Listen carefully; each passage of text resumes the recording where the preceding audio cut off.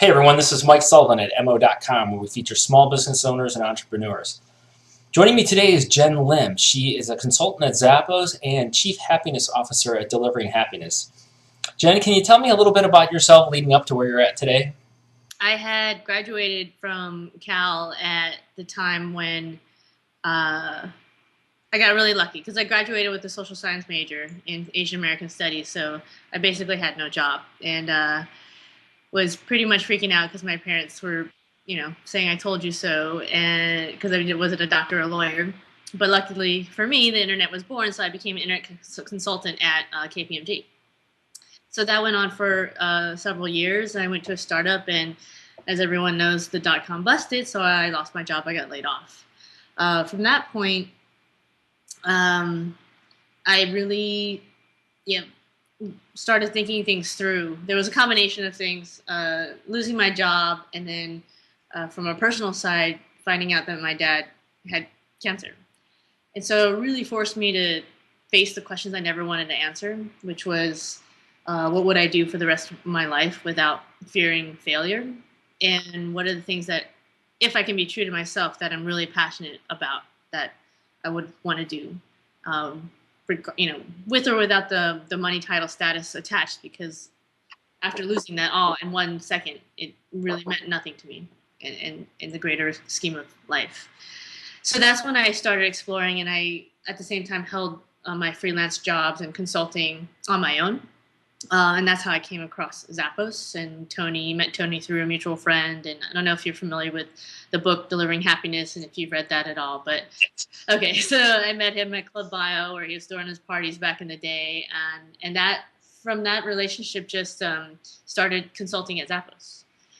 So helped them with the relocation to Las Vegas, and then I still help with created their culture book at the beginning, and now still do it every year. So that sort of led me to Delivering Happiness, because when Tony was approached by publishers to write a book, he asked if I wanted to be a part of the project, since I'm really into writing and it just kind of made sense. So we formed a company around it, and it was just supposed to be about the book. It was, not having launched a book before, we thought it's, just put it out there and it'll do its thing. But it became its own startup, and that evolved into the bus tour that we took. We bought a bus from the Dave Matthews Band, bass player, and took that around the country. And by the time we came back, we realized there was something more than we originally imagined. So there's all these people sending us emails, personal stories of how they were inspired to make a change in their life. And it was not just business either, because, Delivering Happiness was supposed to be a business book. It was about general life of, I want to change my school, I want to change my hospital that I'm working at, or nonprofit. And then as the book got translated in more and more languages, it was totally revelatory for me, in the sense that people all over the world, regardless of age, culture, language, whatever, were seeing a similar thing and wanting to apply these concepts to their life, whether it's business or home or community. So that's why we decided to create the company around it, and then it's just my evolution of my role to be the CEO and Chief Happiness Officer of it. We know Delivering Happiness is the book by Tony Hsieh of Zappos, but it's become so much more. Can you tell us a little bit about what it's become or what it is today? We call it the movement, the Delivering Happiness movement, but essentially we're a company, and it's how we look at ourselves as we're another startup, but we have our purpose of really being able to spread and inspire happiness with these concepts that were talked about in the book of, science of happiness and positive psychology, and helping people apply that to their lives. So that's the company, and that's our goal, is really nurturing that community, global community around that. The ways we're doing that to make a sustainable business is the startup side of it. So we have Delivering Happiness at Work, which is sort of like the coaching/consulting piece of helping businesses apply happiness as a business model. We have the shop, so very similar to Tom's shoes. We have merchandise with a mission of generating, financial support for the company. But again, it all really all these things for revenue generation is to support all the people that have come out to say, how can I be a part of it? And, wanting to be a part of something bigger than themselves and spreading and inspire happiness to one another. Can you talk a little bit about how Delivering Happiness is working with businesses today? Right. Well, we actually just launched it. We're in the beta phase right now, so it's only been a couple months.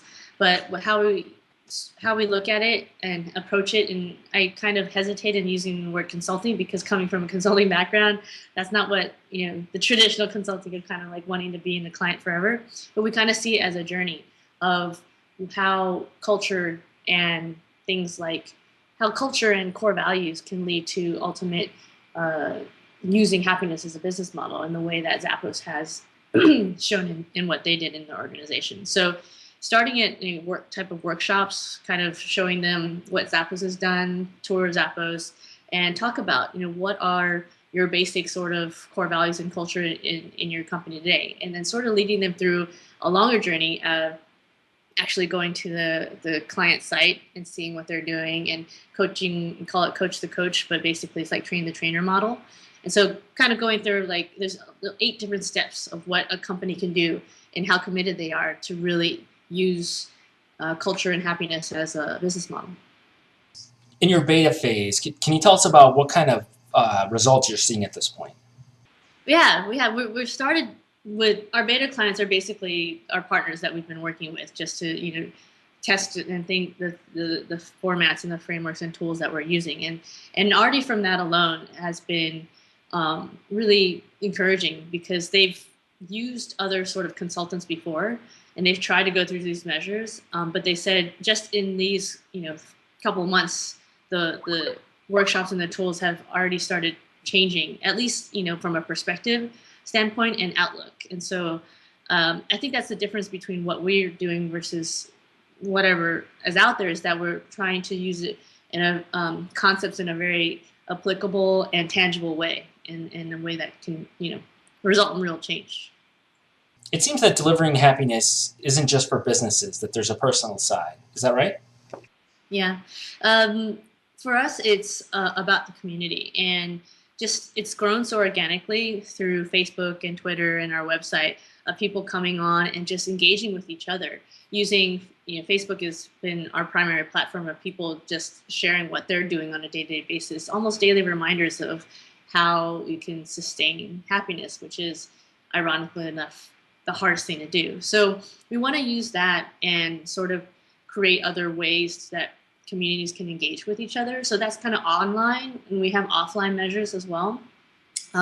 We're doing things called Town Hall Inspires. So it's kind of like, imagine like a mini TED. So instead of an 18-minute talk, it's a 4 to 6 minute talk about what inspires you. So for example, what are you passionate about? Passionate about small business. Small business. Okay, so it'll be this 4 to 6 very tight, condensed presentation of you saying why you're so inspired by small business and what is it, and so we've got things across the board so far. We have people that are really into building businesses to interior design, to this guy that brings his a Barbie doll around the world because he travels so much and he dresses her to the nines and takes really amazing photographs of her with backdrops of Swiss hills. And anyway, it's really a cool way to get people to interact and show what inspires them and in turn what makes them happy.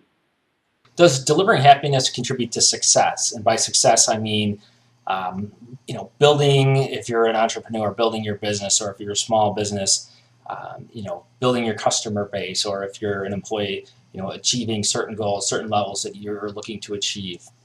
I mean, I guess the short of looking at it from that way, I think one of the sort of aha kind of moments that we realized and then it's discussed in the book is that all this talk about positive psychology and science of happiness is basically taking it on the level of an analytical sense of ways to increase your well-being. So whether it's your relationships or the feeling that you're progressing in the world, or the feeling that you have control, or the sense that you have a higher purpose. And that last one, higher purpose, is at least the research shows that it's the most long-term sustainable happiness. So the aha moment was that those kind of frameworks totally apply whether it's regular general life or whether it's a business. And so by being able to amplify your individual happiness or your employees' happiness, the research also goes back into businesses and companies are actually more successful if you want to go that route of being more productive and having a long-term, more sustainable brand. So this just goes back to what's been studied in books like Good to Great, or even books of Science of Happiness, and kind of meshing that all together. So short answer is yes. Where does happiness fall or fit with small business? I guess I just see it as whether it's a small business, big business, nonprofit, whatever you're doing, the concepts are really more about frameworks and how you can look at your organization. So if you're a small business, coming back to the happiness of yourself and your employees and your partners, it just, whether we use the example of Zappos or we pull data from research around other companies, it's just gone to show that you actually create more long-term sustainable companies that way. So by thinking of those things from the very beginning and not an afterthought, I think is really important. What are your values? What is your culture? And how do you sustain it?